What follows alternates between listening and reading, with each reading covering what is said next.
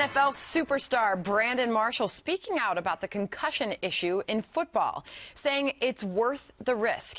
The Jets wide receiver making the comment in an open letter to the doctor who discovered the degenerative brain condition CTE in players, and wrote an op-ed last week arguing that kids shouldn't play football. Marshall says he once had a concussion and kept playing for the sake of his career, even though he was woozy for 2 weeks. And he said kids should play football because, quote, the reward is greater than the sacrifice. I know there are kids like myself from places like Pittsburgh or the south side of Chicago and other impoverished places where they don't feel like they have options. They have playing sports or selling drugs. Take away sports and you're taking away life in a lot of communities. All right, so where do you fall in all of this, Joe? Should kids be playing football? Yes, I do. I agree with Brandon Marshall to the extent that it is something that parents need to be aware of. Concussions are real. I'm part of the concussion lawsuit. I suffer from post-concussion syndrome. I find myself at times getting up and starting to fall and not be able to catch my balance. I have the symptoms of concussions, and I had multiple concussions when I played.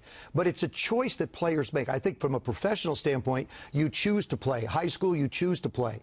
At the youth level, there are so many positives that can be learned. Learning to take instruction from someone other than your parents. There's diet. There is the intellectual part of it, having to learn plays. There's relying on your teammates. There's learning how to win and learning how to lose. All of those life's lessons are taught in athletics. I think it's important that parents understand that in youth football, you go to a website and you find out and see what technology is available. You make sure that the coach that is teaching your kid understands. Is it fair to say that you're still labeling it as a risk, but you're saying it's worth the risk because of all the positives? You know what the #1 youth sport is for concussion?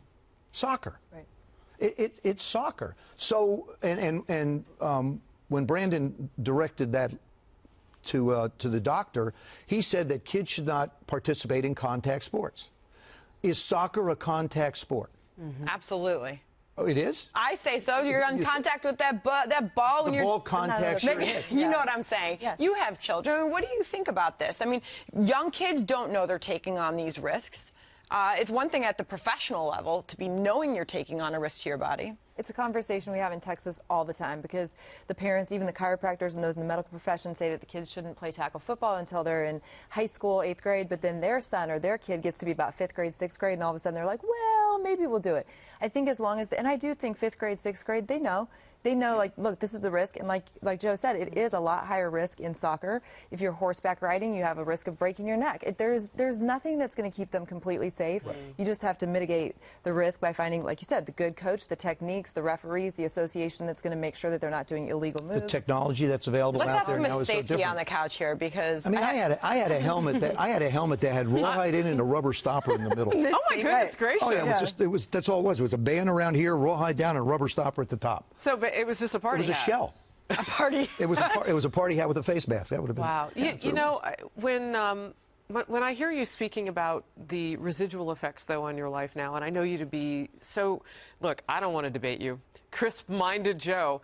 It's frustrating. It's frustrating to hear a young person say it's worth the sacrifice. And I want players to be safe forever. I mean, it's different than hurting your ankle or so. This is the rest of your life, Joe. But I think if you present the option to people, for every guy that says I'm leaving the game, there are 200 waiting for the opportunity to be a part of it. But if you actually make it professionally, and then you mentioned a great point. Look at all the other dangerous jobs. Your husband, Chris Kyle, pretty darn dangerous job. Pro athletes, stuntmen. I mean, you could go down the list. There's risks with everything. All right, let's talk about